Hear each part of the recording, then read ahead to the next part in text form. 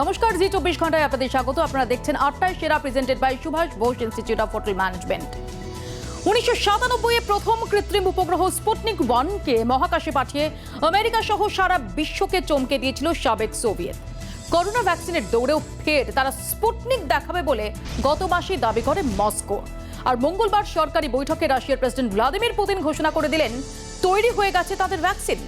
রুশ সংবাদ মাধ্যমের দাবি, মস্কোর গামেলিয়া রিসার্চ ইনস্টিটিউট এবং সেদেশের প্রতিরক্ষা মন্ত্রকের যৌথ উদ্যোগে তৈরি হয়েছে এই করোনা ভ্যাকসিন। প্রয়োগ করা হয়েছে পুতিনের কন্যার শরীরেও।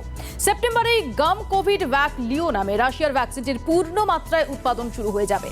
আর অক্টোবরে জনগোষ্ঠীর মধ্যে করোনা টিকাকরণের কাজ শুরু করে দেবে রুশ প্রশাসন। তবে এই রুশ ভ্যাকসিনের কার্যকারিতা নিয়ে সন্দিহান আন্তর্জাতিক দুনিয়া, কারণ বড় আকারে হিউম্যান ট্রায়াল ছাড়া কিভাবে ভ্যাকসিন ঘোষণা, প্রশ্ন বিশেষজ্ঞদের। গোটা দেশ জুড়ে করোনা উদ্বেগের মধ্যে সামান্য রূপলি রেখা। গত 24 ঘন্টায় সংক্রমণের হার এক ধাক্কায় কমলো অনেকটাই।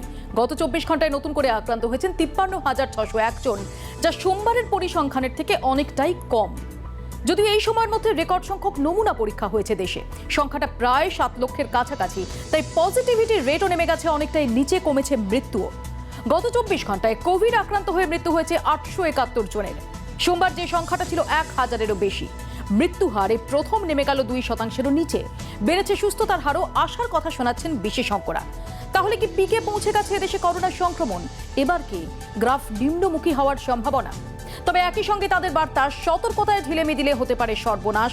আরও ধৈর্য ধরার পরামর্শ বিশেষজ্ঞদের। আর করোনা পরিস্থিতি নিয়ে সপ্তমবার মুখ্যমন্ত্রীদের সঙ্গে বৈঠক করলেন প্রধানমন্ত্রী নরেন্দ্র মোদী।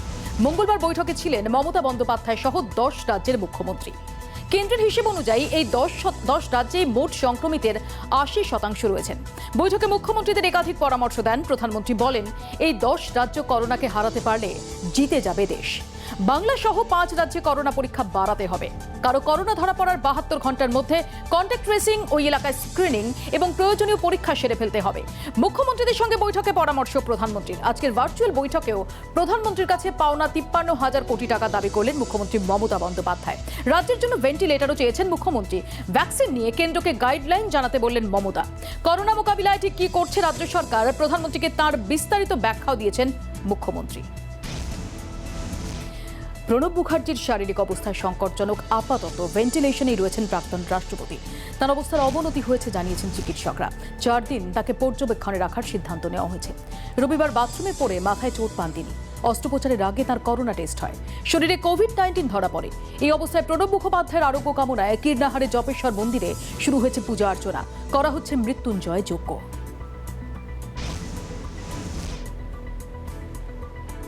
হাসপাতালে চিকিৎসাধীন প্রাক্তন রাষ্ট্রপতি প্রণব মুখোপাধ্যায়, যেটা আপনাদের আগেই জানালাম, যে এই অবস্থায় প্রণব মুখোপাধ্যায়ের আরোগ্য কামনায় কীর্ণাহারের জপেশ্বর মন্দিরে শুরু হয়েছে পূজা অর্চনা। করা হচ্ছে মৃত্যুঞ্জয় যজ্ঞ। গতকাল আমরা খবর পেলাম যে আমাদের কাছের মানুষ, আমাদের এলাকার মানুষ প্রণব মুখার্জি মহাশয় বাথরুমে পড়ে গেছেন এবং ওনার অস্ত্রোপচার হয়েছে এবং শোনা যাচ্ছে যে ওনার নাকি করোনাও হয়েছে। সেই জন্য উনি যাতে দ্রুত সুস্থ হয়ে ওঠেন এবং আবার নিজের কর্মজীবনে ফিরে আসেন, সেই জন্য বাবা জপেশ্বর শিব মন্দির, এই যে জুপুটিয়া জপেশ্বর শিব মন্দির, যেটা ওনার উদ্যোগে নতুন করে তৈরি হয়েছিল, সেই জন্য এখানে ওনার নামে মহা মৃত্যুঞ্জয় যজ্ঞ আমরা আরম্ভ করছি। আমাদের সর্বজন শ্রদ্ধেয়, আমাদের অত্যন্ত আপনজন, কাছের মানুষ প্রণব মুখোপাধ্যায় অসুস্থ। তার আরোগ্য কামনার জন্য আজকে জন্মাষ্টমীর পুণ্যতিথিতে সকাল 7:50 অমৃত্যু যোগ শুরু হয়েছে। ওই সময় থেকে আমরা জপেশ্বর শিব পূজার মহাপূজার আয়োজন করছি। আজ থেকে 3 দিন বরাবর এই পূজা যজ্ঞ চলবে এবং অনুষ্ঠানও চলবে। অ্যাম্বুলেন্সে মৃত্যুর সঙ্গে যুদ্ধছেন কোভিড আক্রান্ত রোগিনী। হাসপাতাল অনড়। 3 লক্ষ টাকা এখনই না দিলে রোগী ভর্তি নয়। টাকা জোগাড়ে হড্ডে হয়ে ছুটোছুটি করছেন রোগীর পরিবার। অনলাইনে টাকার ব্যবস্থা করতে করতে গড়িয়ে যায় অনেকটা মূল্যবান সময়। অ্যাম্বুলেন্সে মৃত্যুর কোলে ঢলে পড়লেন লায়লা বিবি। সোমবার রাতে এমনই মর্মান্তিক ঘটনার সাক্ষী থাকলো শহর কলকাতা। কাঠগড়ায় শহরের নামী বেসরকারি হাসপাতাল, যারা বিজ্ঞাপনে ফলাও করে আশ্বাস দেয় রাত বিরেতে ভরসা তারাই। আনন্দপুর থানায় অভিযোগ দায়ের করেছেন মৃতার পরিবার। যদিও হাসপাতাল কর্তৃপক্ষের দাবি টাকার জন্য ভর্তি নেওয়া হয়নি, একথা ঠিক নয়। রোগীকে মৃত অবস্থায় আনা হয়েছিল, কিন্তু হাসপাতালে আনার আগেই যদি রোগীর মৃত্যু হয়ে গিয়ে থাকে তাহলে কেন পরিবারের কাছে টাকা চাইল হাসপাতাল, সেই প্রশ্নের সদুত্তর মেলেনি।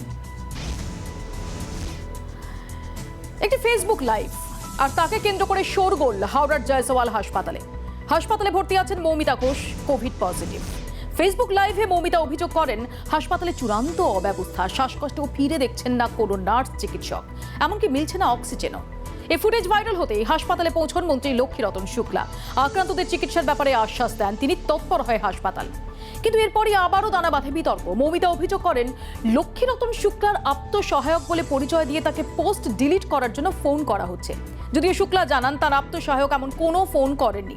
মৌমিতার অভিযোগ ওই নাম্বার হাসপাতালেরই এক কর্তব্যরত চিকিৎসকের, তিনি পোস্ট ডিলিট করতে রাজি না হওয়ায় তার চিকিৎসা বন্ধ করা হচ্ছে, এমনকি ফোন জমা রাখার নির্দেশ দেওয়া হয়েছে বলেও দাবি মৌমিতার। বারবার প্রচার চলছে লড়াইটা রোগীর বিরুদ্ধে নয়, কিন্তু কে শোনে কার কথা? করোনার আতঙ্কে কিছু মানুষ এখনো চূড়ান্ত অমানবিকতার পরিচয় দিয়েই চলেছেন। করোনাতে মৃতদের জন্য দ্বারকেশ্বরের তীরে বিশেষ শ্মশান তৈরি করতে উদ্যোগী প্রশাসন, আর তাকে কেন্দ্র করে তুলকালাম আরামবাগে। স্থানীয় বাসিন্দাদের দাবি ওখানে করোনায় মৃতদের জন্য শ্মশান করা যাবে না। আজ কাজ শুরু হতেই বাধা দেন বাসিন্দারা। পুলিশ ঘটনাস্থলে পৌঁছে পুলিশকে ঘিরেও চলে বিক্ষোভ। পরিস্থিতি সামলাতে লাঠি চালায় পুলিশ। বিশেষজ্ঞরা বারবার বলছেন মৃতদেহ সৎকার থেকে সংক্রমণ ছড়ানোর কোনো সম্ভাবনাই নেই। তা সত্ত্বেও এই ধরনের ঘটনা ঘটেই চলেছে। সুশান্ত সিং রাজপুত তদন্তে চোখ রাখবো। সুশান্ত কেসের শুনানি 13ই আগস্ট পর্যন্ত স্থগিত রাখল সুপ্রিম কোর্ট। দেশের সর্বোচ্চ আদালত সব পক্ষকে ব্রিফ নোটস অর্থাৎ সংক্ষেপে কেসের লিখিত বিবরণ জমা দিতে বলল।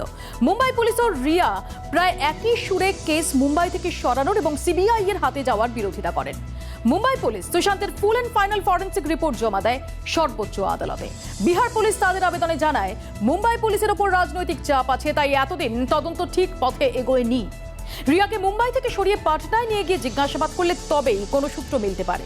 কেন্দ্রের আইনজীবী প্রশ্ন তোলেন ফরেন্সিক রিপোর্ট নিয়ে। কেন্দ্রের বক্তব্য সুশান্তের পায়ে যে আঘাতের চিহ্ন দেখা গিয়েছিল তার কোনো উল্লেখ রিপোর্টে নেই। অন্যদিকে রিয়ার মোবাইল বাজেয়াপ্ত করল এনফোর্সমেন্ট ডিরেক্টরেট। 2018 রিয়ার টোটাল ফিক্সড অ্যাসেট যেখানে 96,000 টাকা ছিল, 2019 তা বেড়ে হয় 9 লক্ষ টাকা। 2017-18 রিয়া কিছু কোম্পানির প্রায় 34 লাখ টাকার শেয়ার কিনেছিলেন, সেখানে তার আয় দেখা যাচ্ছে মাত্র 18 লাখ টাকা। 2018-19 সেই ইনভেস্টমেন্টই বেড়ে দাঁড়ায় 42 লাখ টাকা। এছাড়াও তার দুটি ব্যাংক অ্যাকাউন্টে ফিক্সড ডিপোজিট যা করা হয়েছে, রিয়ার আয়ের সঙ্গে তার সাযুজ্য নেই। গোষ্ঠীকন্দল কোনো মতেই বরদাস্ত নয়, বারবার বার্তা দিচ্ছেন মমতা বন্দ্যোপাধ্যায়। কড়া হাতে সংগঠনের খোল নলছে বদলাচ্ছেন। তারই মধ্যে আবারও মাদার যুব সংঘর্ষে উত্তপ্ত ক্যানিং পশ্চিম বিধানসভা কেন্দ্রের ইটখোলা অঞ্চলের মধুখালী এলাকা। পুলিশের সামনেই সংঘর্ষে জড়িয়ে পড়ে দুপক্ষ। কারো মাথা ফেটে রক্ত ঝরতে থাকে, কারো আঙুল দু ভাগ হতে হতে কোনো মতে বেঁচে যায়। গুলিতে এফোর হয়ে যায় টিনের বাড়ির চাল। গ্রামবাসীদের অভিযোগ বাড়ির ভেতর ঢুকেও গুলি চালিয়েছে হামলাকারীরা। কিন্তু হঠাৎ কেন রণক্ষেত্রের চেহারা নিল মধুখালী? গ্রামবাসীদের বক্তব্যে উঠে আসছে স্থানীয় তৃণমূলের মাদার আর যুবর পুরনো বিবাদ। শেষ পর্যন্ত ক্যানিং থানার পুলিশ পরিস্থিতি নিয়ন্ত্রণে আনে। ধরপাকড় শুরু হতেই গ্রামের পুরুষ সদস্যরা বেপাত্তা। আর 8টায় সেরা শুরু করলাম যে খবর নিয়ে আন্তর্জাতিক দুনিয়া তোলপাড়। রাশিয়া প্রথম ভ্যাকসিন তৈরির দাবি করলো। সত্যি এই রুশ ভ্যাকসিন যেটা ভ্লাদিমির পুতিন দাবি করছেন, সেটার কার্যকারিতা কতটা? আগে যেমন বললাম যে আন্তর্জাতিক দুনিয়া কিন্তু সন্দিহান, কারণ 3 ফেজের যে হিউম্যান ট্রায়াল, সেই ট্রায়াল পূরণ করা হয়নি। এত তাড়াহুড়ো করে সত্যি ভ্যাকসিন আবিষ্কারের দাবি কি করা যায়, এই নিয়ে আমরা কথা বলবো। আমাদের সঙ্গে থাকবেন বিশেষজ্ঞরা। ছোট্ট একটা বিরতির পর ফিরছি, দেখতে থাকুন 8টায় সেরা।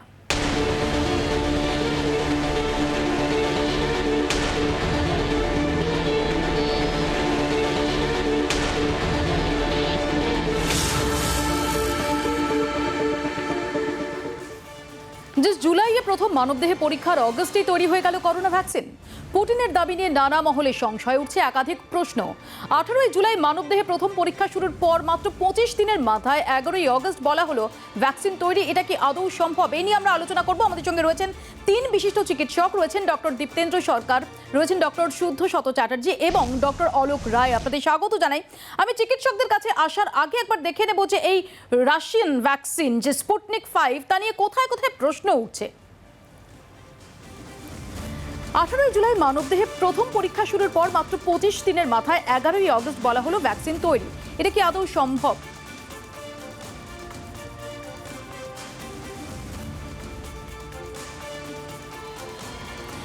রুশ প্রেসিডেন্ট ভ্লাদিমির পুতিন নিজেই জানান মানবদেহের তৃতীয় পর্যায়ের পরীক্ষা বাকি, তার আগেই বাজারে চলে এলো ভ্যাকসিন।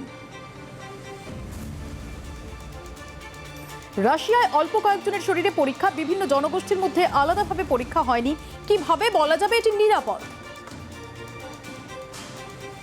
ভ্যাকসিন তৈরির যাবতীয় নিয়মকানুন মেনে চলার ব্যাপারে বিশ্ব স্বাস্থ্য সংস্থার সতর্কতা কি রাশিয়া আদৌ মেনেছে?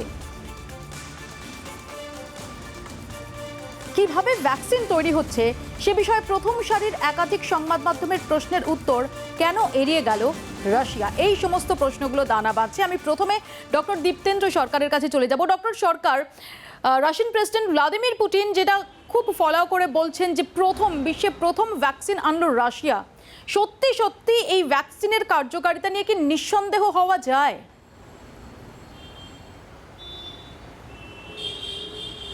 হ্যাঁ, প্রথমে এইটাই বলবো যে যদি পুতিন সাহেব যা বলেছেন সেটা যদি সত্যি হয় তাহলে আমাদের বাংলা ভাষায় বলবো ওনার মুখে ফুলচন্দন পড়ুক।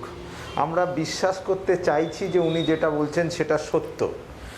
এবার আমাদের এই ভ্যাকসিনেশনের ব্যাপারে মনে রাখতে হবে যে এডওয়ার্ড জেনার একজনের উপর প্রয়োগ করে স্মল পক্স ভ্যাকসিন বানিয়েছিলেন, কিন্তু পরবর্তীকালে অনেক এডওয়ার্ড জেনার কিন্তু ফেলও করেছেন।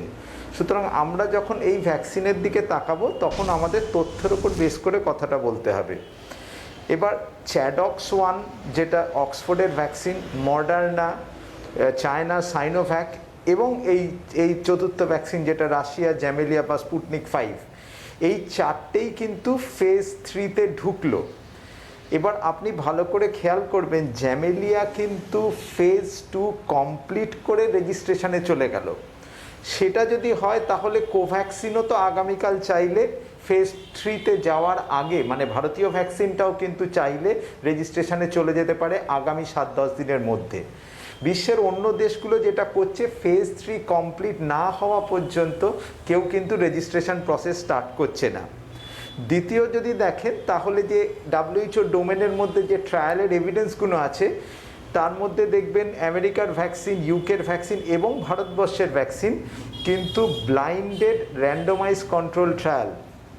সেখানে রাশিয়ার ভ্যাকসিনটা কিন্তু নন র্যান্ডোমাইজ ট্রায়াল, অর্থাৎ ব্লাইন্ডেড নয় কাকে দেয়া হচ্ছে এবং তার কি রেসপন্স হচ্ছে এটা র্যান্ডোমাইজ নয়। আমাদের ট্রায়ালের মধ্যে সবচেয়ে ওপর থেকে র্যান্ডোমাইজ কন্ট্রোল ট্রায়াল। সুতরাং ভ্যাকসিনের যে লড়াই সেটাকে স্পেস দখলের লড়াইয়ের সাথে তুলনা করা হচ্ছে, কিন্তু আমরা যদি দেখি তাহলে মোটামুটিভাবে 3টে ভ্যাকসিনই কিন্তু একই জায়গায় দাঁড়িয়ে আছে। এরা ফেজ 3-তে ঢুকছে রাশিয়া, ইউকে বা ইউএসএ বা চায়না কিন্তু ফেজ 3-তে 3 সপ্তাহ আগে ঢুকে গেছে। রাশিয়ার রেজিস্ট্রেশনটা আগে করে নিল তার দেশের জন্যে। তার অর্থ এই নয় যে তারা ভ্যাকসিনটা ডিসকভার করে ফেলল। তারা যেটা বলেছে যে সেপ্টেম্বর মাসে তারা ভ্যাকসিন প্রোডাকশান শুরু করবে। চ্যাডক্স 1 কিন্তু ভ্যাকসিন প্রোডাকশান শুরু করে দিয়েছে, আর মাস ভ্যাকসিনেশন তারা বলছে অক্টোবরে শুরু করবে তার দেশের জন্যে। এবার বাকি আমাদের যারা আছে তারা কিন্তু সবাই নভেম্বর ডিসেম্বরের আগে ভ্যাকসিনেশন কেউ শুরু করবে বলে এখনও জানা যায়নি। সুতরাং সংখ্যাতত্ত্বের বিচারে এই ভ্যাকসিনটা একটু উইক দেখাচ্ছে এভিডেন্সের বিচারে, কিন্তু এর যে কার্যকরিতা মানে যেভাবে এটা কাজ করে সেটা এবং অক্সফোর্ডের ভ্যাকসিন এবং চায়নার ভ্যাকসিন তিনটেই কিন্তু লাইভ ভাইরাসের ওপর, অর্থাৎ অ্যাডেনো ভাইরাস যেটা আমাদের কমন কোল্ডের ভাইরাস তার গায়ে একটা এস প্রোটিন ট্যাগ করে দিয়ে লাইভ ভাইরাসটাকে ইনজেক্ট করা হচ্ছে তার স্ট্রেনটাকে কমিয়ে দিয়ে। এই ভাইরাসটার এই ভ্যাকসিনটার যেটা অ্যাডভান্টেজ হচ্ছে লং টার্ম ইমিউনিটি দেয়। কিন্তু অসুবিধে হচ্ছে সেফটি কনসার্নটা খুব হাই, সেই জন্যে সব লাইভ ভাইরাসের কিন্তু বহুদিন সেফটি কনসার্ন ক্রস করে তারা ফেজ 3-তে ঢোকে। আর কোভ্যাক্সিন আমাদের দেশের যেটা নিজস্ব ভ্যাকসিন, সেটা কিন্তু ডেড ভাইরাসের ওপরে, তার সেফটি কনসার্নটা কিন্তু কম।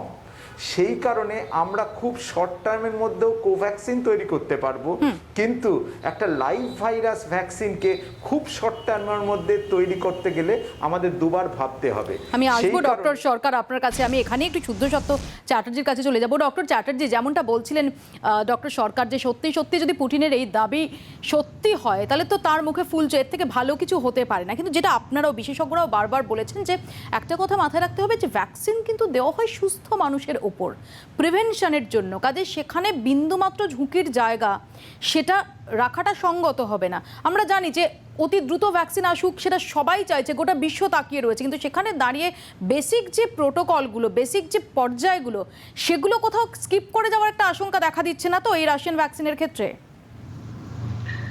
স্যারের কথাটা রেস্ট নিয়ে আমি বলবো যে স্যার যেটা বললেন, অ্যাডিনো ভাইরাসের সাথে আমরা একটা কোভিড-19 ক্যারেক্টার যোগ করে লাইভ অ্যাটিনিউয়েটেড ভ্যাকসিন এটাকে আমরা বলি, আমরা সেই ভাইরাসটাকে কিন্তু নিষ্ক্রিয় করছি, আমরা কিন্তু মেরে দিচ্ছি না, এইভাবে আমরা কিন্তু সেটাকে বডিতে পাঠাচ্ছি।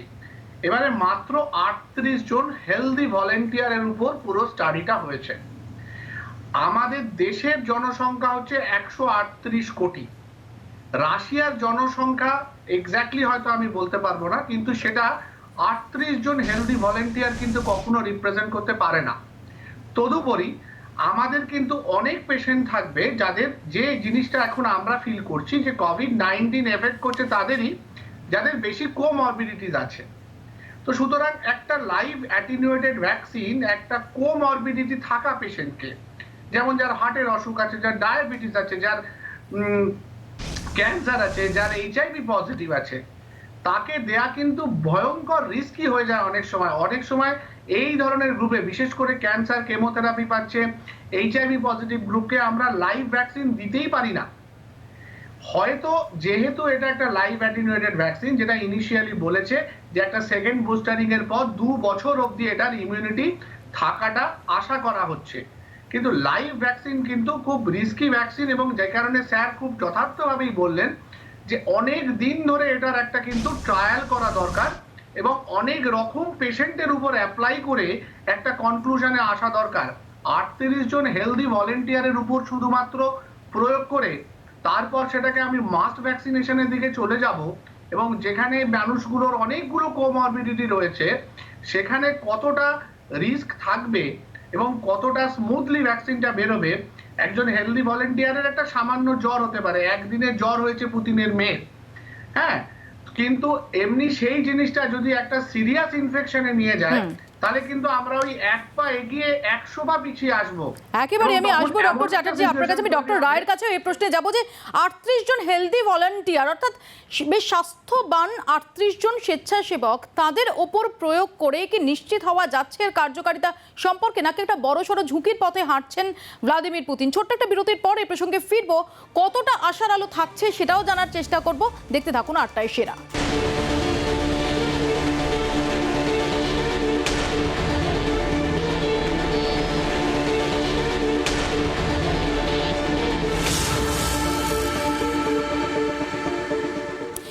বিরতির পর আমি ডক্টর রায়ের কাছে শুরুতেই চলে যাব। ডক্টর রায়, যেমন ডক্টর সরকার বলছিলেন যে অক্সফোর্ডের ভ্যাকসিন বা কোভ্যাক্সিন সমস্ত কিছু একই ফেজে রয়েছে, একই পর্যায়ে রয়েছে, যেটা দেখা যাচ্ছে যে তৃতীয় পর্যায়ে ট্রায়ালের আগে রেজিস্ট্রেশন করে নিল রাশিয়া। এইরকম একটা বিশ্বব্যাপী অতিমারির ক্ষেত্রে হুর ভূমিকা এক্ষেত্রে কি হওয়া দরকার, বা আদৌ হু এখানে কিছু করতে পারে কিনা? Thank you. In this pandemic, the only hope is a vaccine. The very fact that one country has broken that ceiling and created a vaccine in such a short time gives hope to the humanity. There is a possibility of preventing this disease. There is a possibility of saving lives. We know we have no definitive treatment of this disease. We are treating comorbidities, we are treating so many other things, but we are not sure the results will be as we expect. So the very fact that Russia has broken the ceiling, registered it. We know we will learn a lot about the vaccine in due time to come. But the very fact that there has been an incident like this gives a lot of hope. I'm sure many more countries will break in and will come with the vaccine and will learn more and more and more. তো And মাত্র probably 38 জন স্বেচ্ছাসেবক যারা স্বাস্থ্যবান, যাদের সেই অর্থে কোনো comorbidity নেই বা যে র্যান্ডম ট্রায়াল সেটাও হয়নি, সেখানে দাঁড়িয়ে কি কনক্লুশনে পৌঁছানোটা একটু বেশি তাড়াহুড়ো হয়ে যাবে না? could be. You may be right, but the very fact that they have been able to introduce antibody by artificial means, not by infection. Even in 38 people, if they have done that, there is a path. Journey of 1,000 miles start with the first step. I'm not saying what they have done is adequate or right. They could be wrong, but the very fact there's a beginning, there's a hope, and that is what is important for the humanity, for a hope to be there. And that is also a possibility that many more people can do it. If they increase, they will learn some more. But the very fact we can do it is a very big thing, ma'am.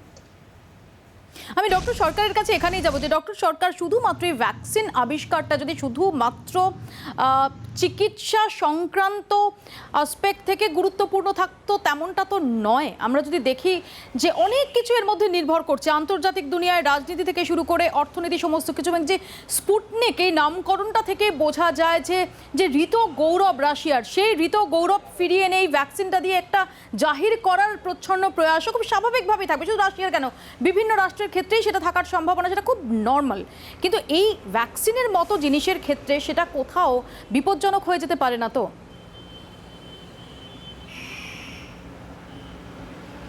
না, প্রথমে আপনি একটা জিনিস বুঝুন যে এই vaccine না কয়েকটা ধাপে আছে। আপনি যেটা প্রশ্ন করলেন ডক্টর রায়কে, সেটা হচ্ছে কিভাবে এটা এগোয়।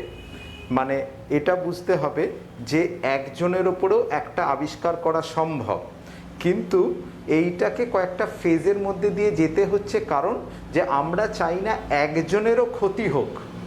একই যেরকম জাজমেন্টে বলি না, একজন নির্দোষেরও যেন ফাঁসি না হয়, সেরকম আমরা চাই একজন নর্মাল মানুষেরও যেন ক্ষতি না হোক। তো এইটা কি না, প্রথম যখন এটা উহানে হয় তার ভাইরাল সিকোয়েন্সিং পেলে সেটা WHO থ্রু দিয়ে রাশিয়াকে এটা নিতে হয়েছে। এবার যে কোনো দেশ যখন একটা ভ্যাকসিন আবিষ্কার করবে তার যত ডেটা আছে সেই ডেটাটা আবার WHOর কাছে পাঠাতে হবে। WHO সেই ডেটাটা অ্যানালাইজ করে দেখবে যে ডেটাটা কত রোবাস্ট। মানে ধরুন মডার্না বা আপনি চ্যাডক্স 1 দুজনেই কিন্তু ল্যান্সেটে পাবলিশ করেছে, এনিজেমে পাবলিশ করেছে, তারপর WHOর কাছে ডেটাটা গেছে। এইবার এটাকে বলা হয় প্রি কোয়ালিফিকেশান। এরপরে WHO এটাকে মনিটর করবে, দেখবে যে কতজনের ক্ষতি হচ্ছে। যদি ক্ষতি হয় এটা স্টপ হবে। এটা একটা প্রসেস। এই প্রসেসের মধ্যে দিয়ে যখন যাবে, WHOর সাইটে দেখবেন একটা ডিসক্লেমার দেওয়া আছে।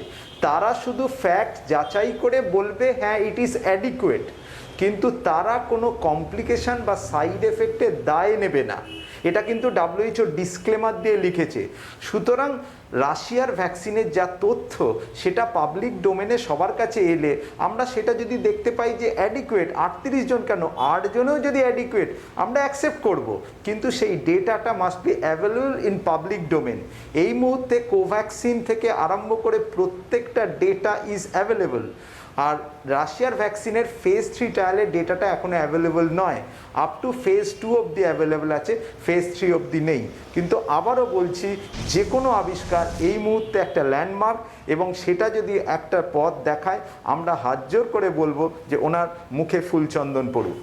আমি ডক্টর চ্যাটার্জির কাছে এই প্রশ্ন নিয়েই যাব যে কতটা আশা আমরা রাখতে পারি ডক্টর চ্যাটার্জি, কারণ আমি বারবারই যেটা বলছি বা গত কয়েক মাস ধরে দেখছি সবার মনের মধ্যে, তিনি হরিপদ কেরানি হন, তিনি আকবর বাদশাহ, প্রশ্ন একটাই, ভ্যাকসিন কবে আসছে?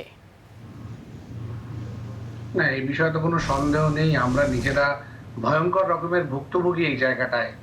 আমরাও মনে প্রাণে চাইছি কবে এই দিনটা আসবে যে প্রত্যেকটা মানুষ ভ্যাকসিন নিতে পারবে, আমরা নিজেরা ভ্যাকসিন নিতে পারবো এবং নিয়ে এই জায়গাটাতে থেকে মুক্তি পাবো। সেটা সব দিক থেকে যেরকম মুক্তি পাওয়া যেতে পারে, সেখানে হাসপাতালে এরকম মাস্ক পরে দিবারাত্র পেশেন্ট দেখা থেকে মুক্তি, সেটা একজন পেশেন্টের থেকে আরেকজন পেশেন্টের ছড়ানোর ভয়, সেটা একজন পরিবারের ছড়ানোর ভয়, সেটা একটা পাড়ায় ছড়ানোর ভয়, সারাক্ষণ ধরে যে কোভিড পেশেন্টদের এবং কোভিড ওয়ারিয়ারদের যেভাবে মানুষ ভয়ে ভীত সন্ত্রস্ত হয়ে রয়েছে, যে আতঙ্কে রয়েছে, যে ডিপ্রেশনে রয়েছে, সেই জায়গাগুলো থেকে বেরিয়ে আসার ক্ষেত্রে একটা ভ্যাকসিন তো আমাদের কাছে একটা সত্যি অমৃত সুধার মতো হতে চলেছে। এবং আপনারা দেখাচ্ছেন যেটা, হ্যাঁ, আমাদের প্রাক্তন রাষ্ট্রপতি এখন সংকটজনক অবস্থায়। আমরা যদি ভ্যাকসিনটা পাই তাহলে এরকম অনেক মানুষ হয়তো আজকে এই সংকটজনক জায়গায় পৌঁছবে না, হ্যাঁ, বা আরো অনেক প্রাণ, হ্যাঁ, যেগুলো অলরেডি আমরা চলে গেছে, যারা আমাদের ছেড়ে চলে গেছেন, সেই জায়গাটাতে আমরা একটা হল্ট দিতে পারবো, একটা আটকাতে পারবো। সেই পৃথিবীর যে কোনো মানুষ যে কোনো জায়গায় এখন যা পরিস্থিতি, প্রত্যেকটা মানুষ তাদের মৃত্যুর ভয়ে ভুগছে, সেই জায়গাটা থেকে আমরা বের করে আনতে পারবো। সুতরাং একটা ভ্যাকসিন আসা তো আমাদের কাছে সত্যি একটা অমৃত পাওয়ার মতো। একেবারে। আমি এখানে একটু সেই অমৃতটার মধ্যে গরল রয়েছে কিনা সেটা খুব ভালোভাবে দেখে নিতে হবে, এবং সেই চেক করে সেই মতো করে পেশেন্ট সিলেকশন করে আমাদের এগোতে হবে। যেমন লাইভ অ্যাটেনুয়েটেড ভ্যাকসিন হয়তো সবাইকে দেওয়া যাবে না, তেমনি আমাদের যে কিল ভ্যাকসিনটা আসছে, যেটা আমাদের নিজেদের ভ্যাকসিন, যেটা কোভ্যাক্সিন, তো সেইটা কিন্তু আবার কিছু মানুষকে দেয়া যাবে যাদের কোমরবিডিটি বেশি, যাদের ইমিউনিটি কম। এইভাবে মিলিয়ে মিশিয়ে যদি আমরা অন্তত অক্টোবর নভেম্বর মাস নাগাদ একটা মাস ইমিউনাইজেশনের দিকে যেতে পারি, তাহলে এর থেকে ভালো কিছু হতে পারে না। এবং তার অবধি কিন্তু আমাদের প্রত্যেকটা সতর্কবিধি একদম স্ট্রিক্টলি ফলো করতে হবে। আমাদের কোথাও আলগা দিলে হবে না, যে আমাদের রাশিয়াতে একটা ভ্যাকসিন বেরিয়ে গেছে বলে আগামী 3 মাস আমরা আলগা দিলাম, সেটা করলে কিন্তু হবে না। আমরা আরো আমি এখানেই ডক্টর রায়ের কাছে খুব সংক্ষেপে আসবো। ডক্টর রায়, আপনি খুবই আশাবাদী রাশিয়ার ভ্যাকসিন সেটা যদি সত্যি সত্যি সফল হয়, তার থেকে ভালো কিছু হয় না। এই যে অমৃতের সন্ধান করতে গিয়ে যাতে গরল আমরা ইনভাইট না করে ফেলি, তার জন্য তো কিছু সতর্কতামূলক ব্যবস্থা দরকার। এখন যেটা একটু আগে ডক্টর সরকার বলছিলেন যে পাবলিক ডোমেনে থার্ড ফেজ ট্রায়ালের কোনো তথ্য এখন অবধি নেই। ডেফিনেটলি গোটা বিশ্বের নজর এখন থাকবে রাশিয়ার এই ভ্যাকসিন, তার ডেভেলপমেন্টের দিকে। সেখানে কোন কোন ফ্যাক্টরগুলো ইম্পর্টেন্ট হয়ে দাঁড়াবে? Madam, to develop a vaccine, it takes years. Sometimes 2 years, sometimes 4 years, sometimes 6 years, sometimes 8 years. In this pandemic, which is only 6 months old, if somebody is coming with a vaccine in 2-3 months, obviously, I'm not saying about Russia or for any other country, there are problems, there are lack of details. It should let it come to us. What I am trying to say, the very fact that they've broken the ceiling and said that there is a vaccine means that it is a doable. There means there's a hope. There's only one hope. We have just got one hope. But the very fact that there is a light at the end of tunnel means others can do it. Our country can do it. And that, because a lot of people will be developing vaccine, it will take us where a lot of experiences will get shared, and there will be hope. And we are very, very excited with this, that there is a possibility of vaccine. অনেক ধন্যবাদ doctor রায়, অনেক ধন্যবাদ doctor Chatterjee, doctor সরকার, আপনাকে অনেক ধন্যবাদ। তো সুরঙ্গের মধ্যে একটা আলোর রেখা দেখা গেছে নিঃসন্দেহে, তাই নিয়ে এখন অবধি অনেক সংশয়, অনেক প্রশ্ন রয়েছে, আন্তর্জাতিক দুনিয়ায় অনেক সংশয় ঘোরাফেরা করছে। কিন্তু ডেফিনেটলি সত্যি সত্যি যদি ভ্যাকসিন আবিষ্কৃত হয় এবং সেই ভ্যাকসিন কার্যকারী হয়, যে দেশই তা প্রস্তুত করুক না কেন, তার থেকে ভালো কথা, তার থেকে স্বস্তির কথা আর কিছু হয় না। আপাতত একটা ছোট্ট বিরতির পর ফিরছি, দেখতে থাকুন জি24 ঘন্টা।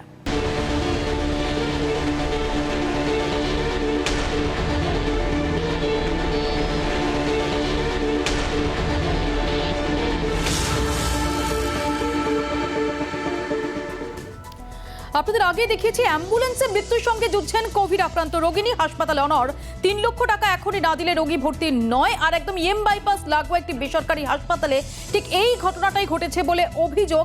শেষ অবধি অ্যাম্বুলেন্সে মৃত্যু হয় রোগিনীর, তিনি চিকিৎসাটুকু অবধি পেলেন না। আমাদের সঙ্গে এই মুহূর্তে সরাসরি রয়েছেন ডক্টর রেজাউল করিম, বিশিষ্ট চিকিৎসক, এবং আমাদের সঙ্গে রয়েছেন পূর্বাঞ্চলের যে বেসরকারি হাসপাতালদের সংগঠন তার চেয়ারম্যান রূপক বড়ুয়া। আমি প্রথমে রূপকবাবু আপনার কাছে আসবো। রূপকবাবু, গতকাল ইএম বাইপাস সংলগ্ন একটি বেসরকারি হাসপাতালের বিরুদ্ধে যে অভিযোগ উঠেছে, সেটা তো ভাবা যায় না।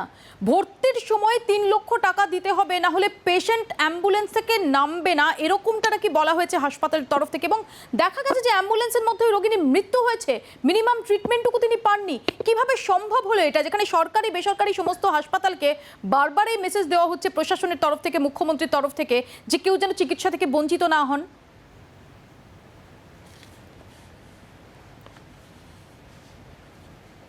মম্পিয়া, আমি ঠিক এই কোন হাসপাতালে এই ঘটনাটা হয়েছে আমার ঠিক জানা নেই, কিন্তু প্রথমেই বলে রাখি এটা সাংঘাতিক একটা অন্যায় কাজ হয়েছে। যদি হয়ে থাকে এটা একটা ভীষণ অন্যায় কাজ হয়েছে, এটা কোনো ক্ষমা নেই। এবং it is not acceptable at all. কোনো জায়গা থেকে কোনোভাবেই এই ধরনের একটা ঘটনাকে অ্যাকসেপ্ট করা যায় না, এবং যে হাসপাতালেই করে থাকুক কোনো রকম ভাবে এটার কিন্তু কোনো মানে অ্যাকসেপ্ট করার বিয়ন্ড অ্যাকসেপ্টেন্স। সো এটা নিয়ে আমাদের কিছু বলার নেই। এখন যেটা আপনার যে ট্রিটমেন্টের ব্যাপারে আমাদের যে রেগুলেটরি কমিশন আছে তারা পরিষ্কার কিছু গাইডলাইন্স দিয়ে দিয়েছে, প্রত্যেকটা হাসপাতাল কিন্তু সেটা মানতে শুরু করে দিয়েছে। লাস্ট স্যাটারডে যে গাইডলাইন্সটা দেওয়া হয় এবং একটা ধরা হয়েছে যে 20% অফ দ্য এস্টিমেট কস্ট সেটা পেশেন্টকে দিতে হবে, যদি প্রথম অবস্থায় না দেওয়া থাকে তাহলে পরে দিতে পারে, এবং সেটা 12 ঘন্টার মধ্যে। সেটার দিকে আমি যাচ্ছি না। একটা পেশেন্ট অ্যাম্বুলেন্সে রয়েছে, তার কাছ থেকে না চেয়ে পেশেন্টকে করা হয়েছে, এটা তো ডিসকাশনের কথাই নয়, কারণ এটা কোনো রকম ভাবেই মানা যায় না। আমাদের যেটা আগেও যেটা রয়েছে একটা সিম্পল একটা আমাদের সিকিউরিটি ডিপোজিটের একটা সিস্টেম রয়েছে প্রত্যেকটা প্রাইভেট হাসপাতালে। পেশেন্ট যদি পেমেন্ট না করতে পারে সেই সময়, আমি সমস্ত রকম কোভিড ভুলে যাচ্ছি, নন কোভিড ভুলে যাচ্ছি, আমি কমিশনের ব্যাপারে ভুলে যাচ্ছি, আমাদের যেটা স্ট্যান্ডার্ড একটা প্রোটোকল, স্ট্যান্ডার্ড একটা সিস্টেম রয়েছে, মোটামুটি সব বড় হাসপাতালেই রয়েছে। এটা একটা সার্টেন অ্যামাউন্ট, এটা 10,000 থেকে শুরু হয়, 20,000, 30,000 according to the bed category. কারো সিঙ্গেল বেডে হলে একটু বেশি লাগে, বাট এটা এখানে রূপকবাবু এই প্রশ্নটা তো উঠছে যে একটা হাসপাতাল বিজনেস, যে একটা স্পা চালানো বা একটা রেস্টুরেন্ট চালানো বা মাল্টিপ্লেক্স চালানোর থেকে ডিফারেন্ট। হ্যাঁ রূপকবাবু, সরি, হ্যাঁ বলুন। হ্যাঁ, আমি আসবো আপনার কাছে। আমি একটু ডক্টর রেজাউল করিমের কাছে যাই। ডক্টর রেজাউল করিম, হাসপাতাল কর্তৃপক্ষ, যে হাসপাতালের বিরুদ্ধে অভিযোগ ডিসান হাসপাতাল, তাদের তরফ থেকে বলা হচ্ছে যে রোগীকে মৃত অবস্থাতেই আনা হয়েছিল, এরকম ঘটনা ঘটেনি। তাহলে তো প্রশ্ন উঠছে, যদি মৃত অবস্থাতেই আনা হয় তাহলে কেন 3 লক্ষ টাকা দাবি করা হলো? কেন তার জন্য একটা সময় গেল? সেই কোনো সদুত্তর পাওয়া যাচ্ছে না। প্রাইভেট হাসপাতাল তৈরি হয়েছে ব্যবসা করার জন্য, কোনো সন্দেহ নেই এই বিষয়ে, এবং তার একটা জঘন্য প্রতিফলন আমরা এই কোভিড সিচুয়েশনে দেখি।